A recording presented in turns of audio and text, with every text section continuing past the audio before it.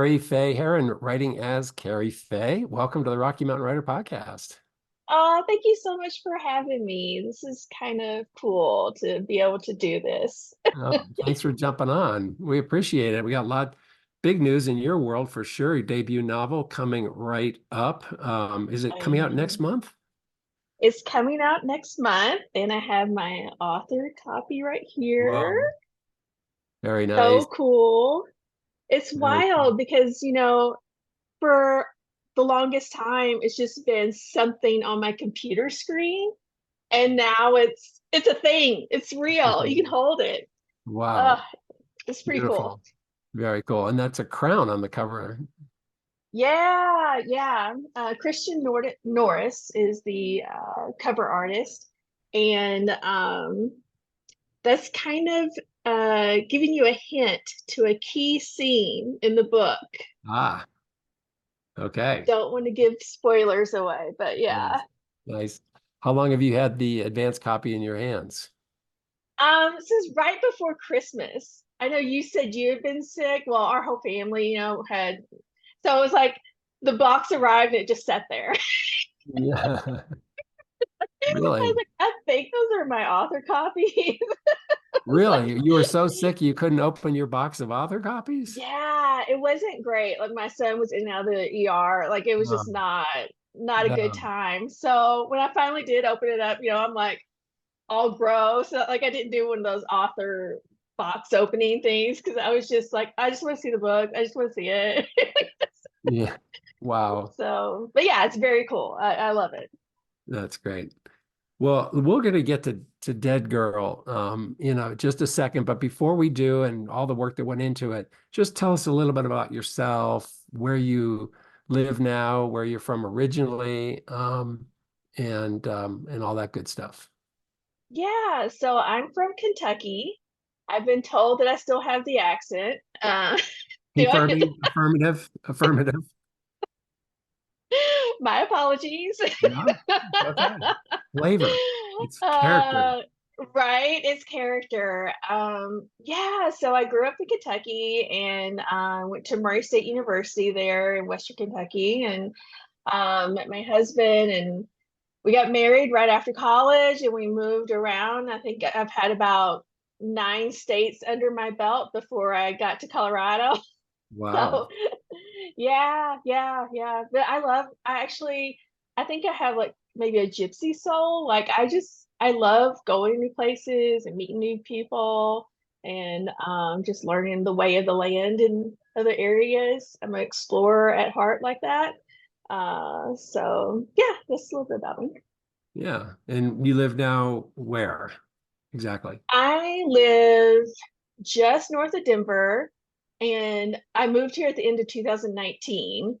So I'm still not strong on my geographical Yeah. layout, but I live like between Boulder and Denver, that kind of direction, Yeah. if that makes sense to the listeners. Yeah. Do you have your bags packed for the next move, or are you settling in?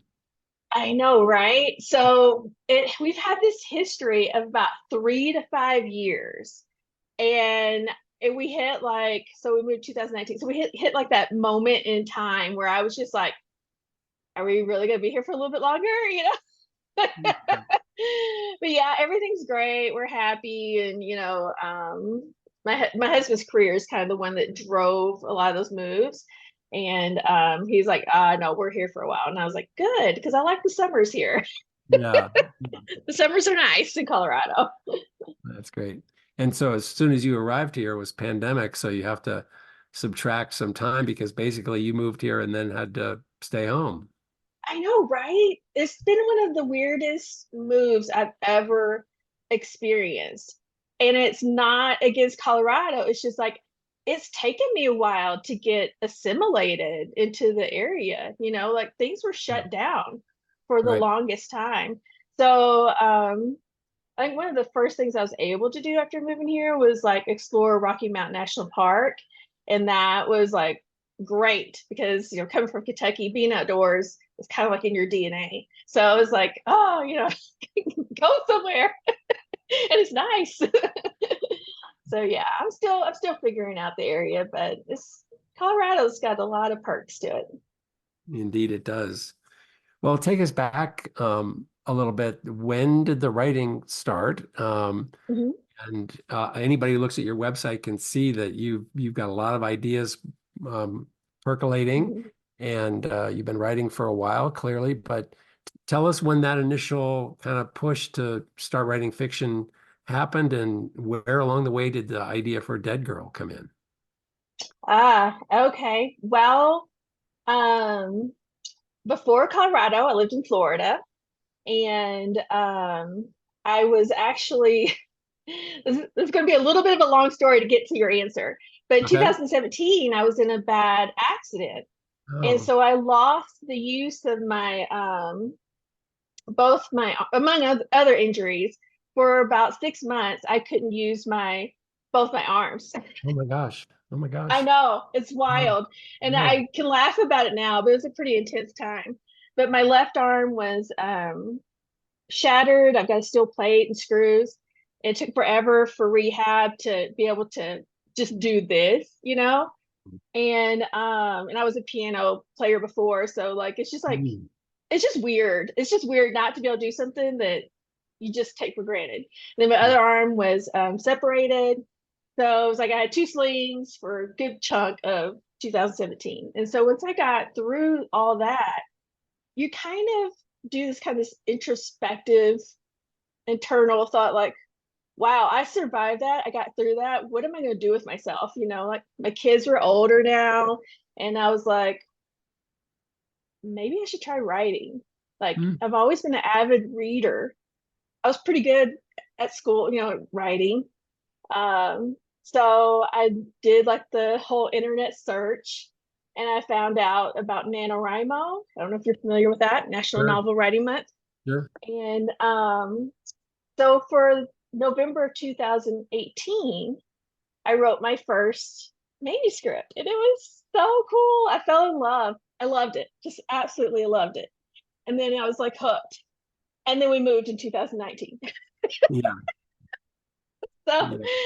I still have that manuscript and I may come back to it someday. But to get to Dead Girl, I had to get, through the pandemic mentally and get settled physically in Colorado. So I wasn't able to write, like put my brain to it until 2021. So there's a big gap between when I first wrote to when I wrote Dead Girl. Yeah. But I learned a lot during that time. And I just fell back in love with it again. You just like, wow, where has this been my whole life? I had that feeling like, wow, I need to be doing this. It felt right. So that's how we got Dead Girl. Yeah. Had the idea for Dead Girl been with you for a while? The idea, probably not so much. I it's the character. Ember is the main character. She came to me first, and that seems to be. I've done a few more projects since then, and that seems to be what the impetus of a story is for me. Is the character comes to me. I see them like they're once, the things that are going to push them to change, and it just kind of starts formulating like puzzle pieces coming together in my mind. And so that's kind of what happened with Dead Girl. And she's largely inspired by my own experience growing up in Kentucky. I went to small town high school and everybody knew everyone and that kind of small town vibes. And, it's kind of like the book of my heart, really, because so much of it was inspired from my hometown. And so, yeah, I kind of Well, love Dead Girl. yeah. Give us the setup. What is the story about? Well, the setup is basically it's a young adult paranormal thriller. So you got the paranormal aspect of it. You got angels, demons, Nephilim. That wasn't in my hometown. That's the fantasy part coming out. Um, but it's also like an underdog story. at its core. And I feel like people could kind of rally and relate to Ember because she was bullied, for being different. And I feel like this just makes her more relatable because all of us had one point in time where we felt like we didn't quite fit in or we weren't the cool kid, and I think they can rally behind her and see her growth and change throughout the story. Great. So is it, you said it's based kind of on your hometown or that sort of feeling. Mhm. Did you use a real town or did you make up a whole new town? So I kept it pretty any town, small town USA kind of vibe, but I definitely drew from my hometown for sure. But yeah, it's fictional. Gotcha. How do you know how much paranormal to put in a paranormal? In other words, Hmm. how do you mix that blend of quote unquote reality? Of course, it's fiction, but you're trying to Hmm. ground the story you're trying to make it relatable to readers, human beings who are Hmm. engaging in the story, and then bring in the paranormal. How do Hmm. how do you know how much is enough and or too much? If you start, I feel like if you start leaning too much into the world building and get away from the character, you're going to kind of lose what brings your reader to the book. So you want your character always to be at the forefront and center of the action and what's going on. Let the world kind of push them towards change, but don't let the world like before your character, Yeah, if that that's makes good. sense. Yeah, good. Yeah. So Amber gets bullied a bit, right? Yeah, it's More not than a so bit, good. more than a bit. And how Yeah. do you want to talk at all about what are the big obstacles in her way and how does just give us a taste of how she overcomes them? Yeah, so she has been bullied her entire life. And it's not because she like tries to stick out and become the target of, these kids, but she's always been different. And she was misdiagnosed, but she doesn't learn that till later. But her senses are more heightened. And so therefore she kind of kept to herself more, like it's just too intense to be around others. And so she was kind of the outcast, the loner, that kind of thing. And she was an easy target for the kids to, make fun of. And so what happens is that she has a great summer and she thinks, okay, I'm going to change things. I'm going to have a good year. Freshman year sucked, but sophomore year is going to be better. She makes a list. And then, like, by the end of the week, it's not great. But what happens triggers a change for her, and she realizes that there's a bigger purpose, a bigger path for her going forward. And she learns to embrace that as the story goes on. You may not want to dive into this topic, but Mm-hmm. because maybe it gives too much away, but where did the title come from and how does the title relate to Amber? So I will say that the title comes from the media about her after this particular incident. Aha. She's known as the dead girl. That's a little cryptic and that's probably good. Yeah. Great. Good. So what did you learn well, tell us about the process. So you wrote that book for NaNoWriMo, then you come Oh yeah. out and in a little while later you start work on this. I take it Dead Yeah. Girl was not a NaNoWriMo project. It was more of an extended. No. No. Yeah, no, you're correct. Okay. It was not a NaNoWriMo Gotcha. project. I guess you could say it was my first like real attempt to follow the writing craft books. Good idea. And I learned a lot. I used Save the Cat. I don't know if you've Yep. heard that one. I used that and the hero's journey. And so I really tried to map out what I wanted to have happen in the story. And that was a little bit different than what I did with NaNoWriMo. And I've actually found that that actually works better for me to make a plan. Now I allow myself to go off on a tangent if I Yeah. feel the need or a character pops up that I wasn't planning for. I will explore that and see if that actually is better than what I had planned, you know. But yeah, so Dead Girl was more of a planned pursuit that got changed a lot during revision, but ultimately it was my first foray using craft books. How long did it take you to write Dead Girl? I to initially get that draft down, it was just a few months, Okay. but revision took a lot longer. I'm not a fan of revision. To be perfectly honest, I'm not.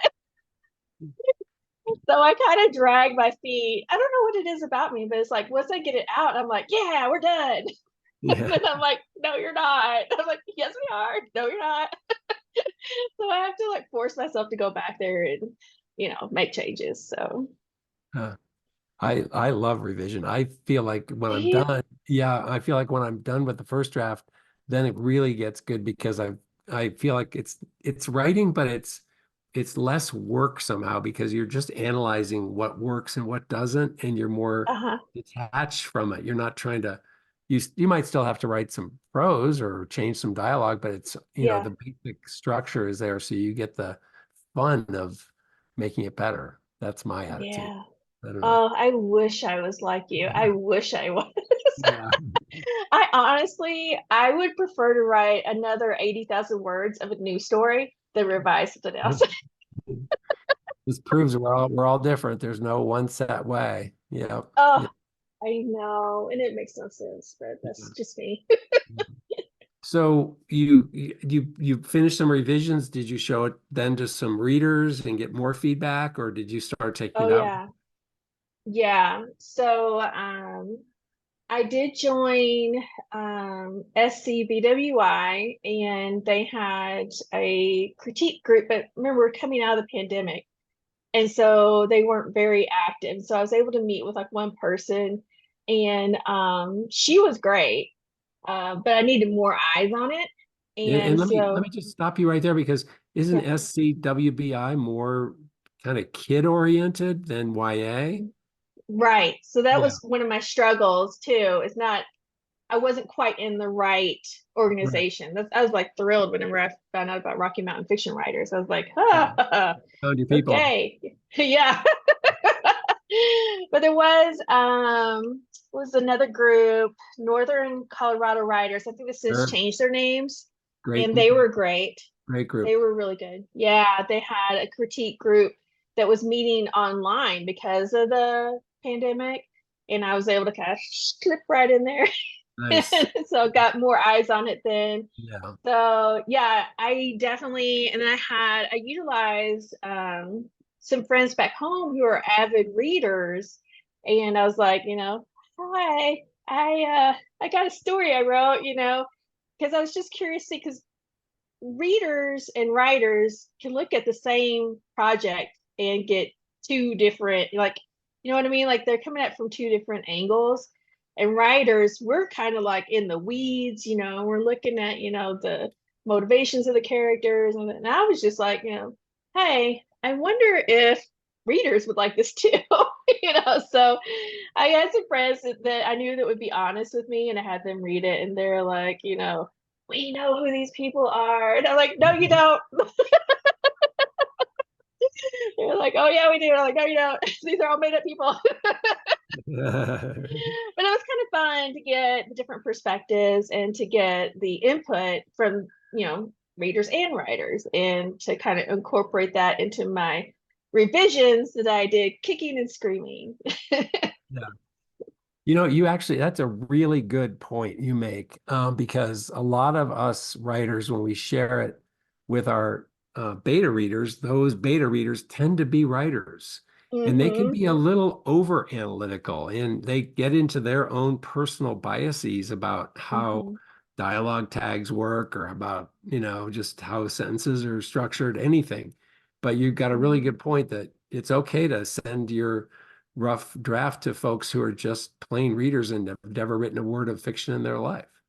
It's a different Yeah, yeah, it totally is. And but they both serve their purposes, right? right. Because sometimes you don't know what you're doing wrong because you've read it so many times.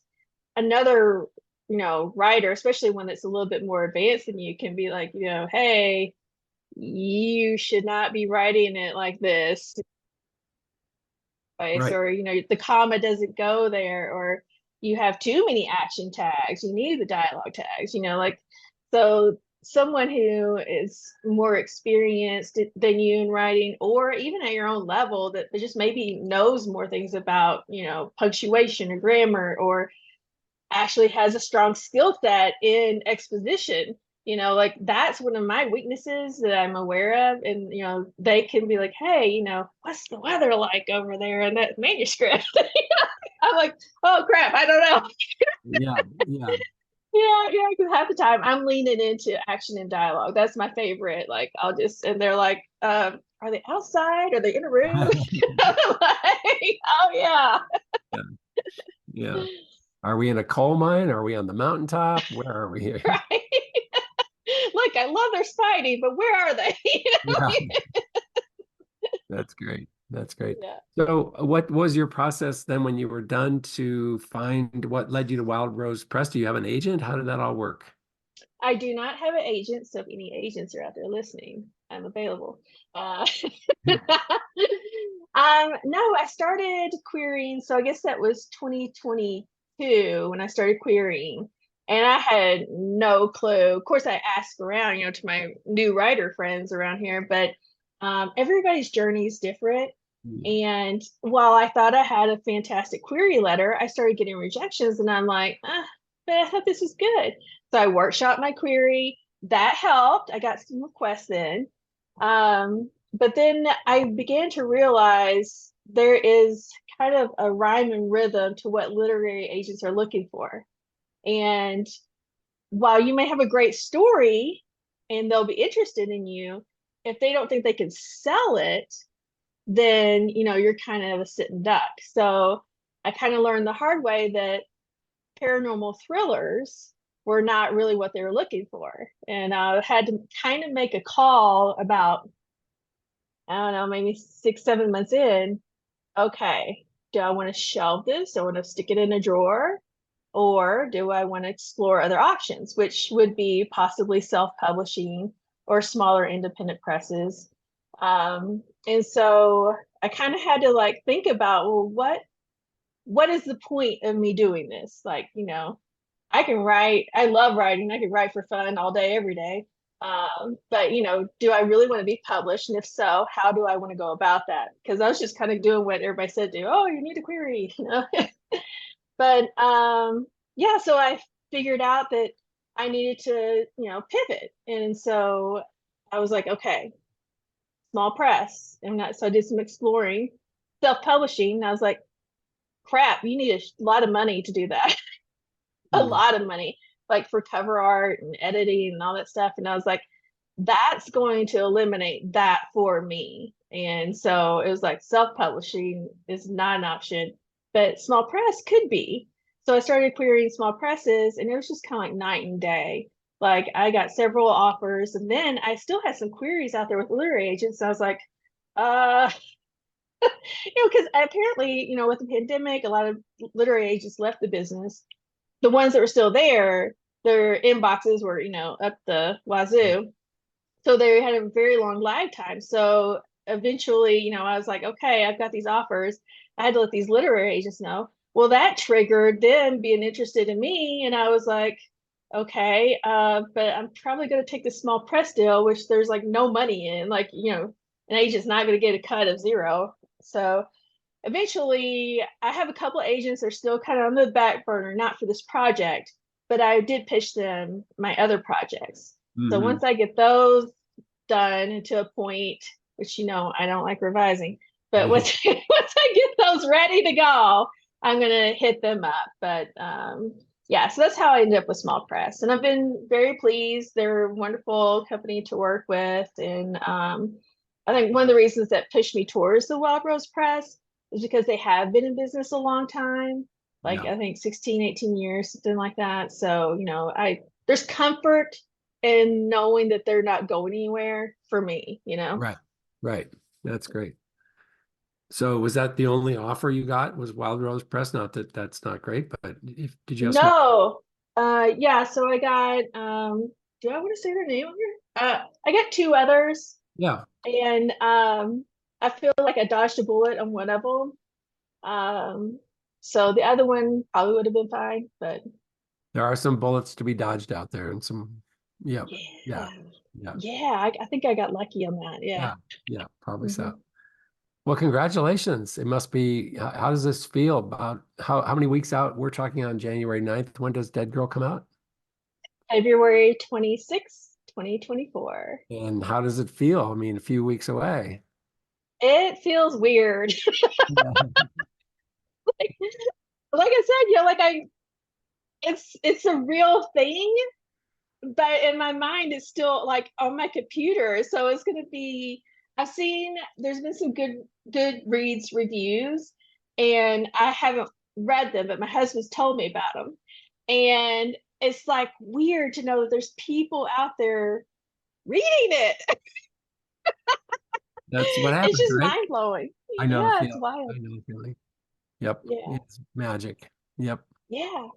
Very good. Well, good luck with the launch for sure. Yeah. Thank you. As we kind of wrap up here, we always like to give our guests a chance to recommend a book or a writer in general that you think Yeah. more people should be reading. So Can I do both? you can do both. We'll give you two. Okay. So, I know probably everybody under the sun knows about Stephen King's On Writing book, So good. but if for some reason you haven't and Right. you're a writer, you need to pick it up. I love this book. It's And so good. you get extra points here for having props. So this is very note to future podcast guests. This is excellent work by your pub. Okay. Yes. Okay. Prepare to have your mind blown here then. I got another prop for you.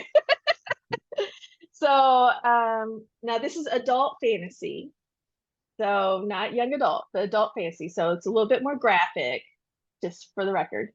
But Jay Kristoff, I don't know if people have heard of him. I feel like he doesn't get enough publicity here in the States, but I love his writing. This book, the Nevernight series, I think it's like three books. And then he has Empire of the Vampire that's coming out. The second book is coming out early this year. And you want to talk about voice? When people say, "Oh, I love how your voice is in your manuscript," you're like, "I don't know what they're talking about." He has voice. Both books, amazing. If you want to know what voice is, read those books. So good. Fantastic. Well, I'd like to again thank you for saving me the editing time of dropping in the book covers over those moments because you were ready. So thank you for those 5 minutes back in my life. You're welcome. And Kerrie Faye, good luck to you. And what a pleasure to have you on today. Congratulations on your debut novel. And we wish you success. And when an agent bites and you get another deal, let's get you back on here and tell us how you've learned to revise. Uh, yes to that. And I'll work on the other. How about that? All right, you take Thanks for care. having me.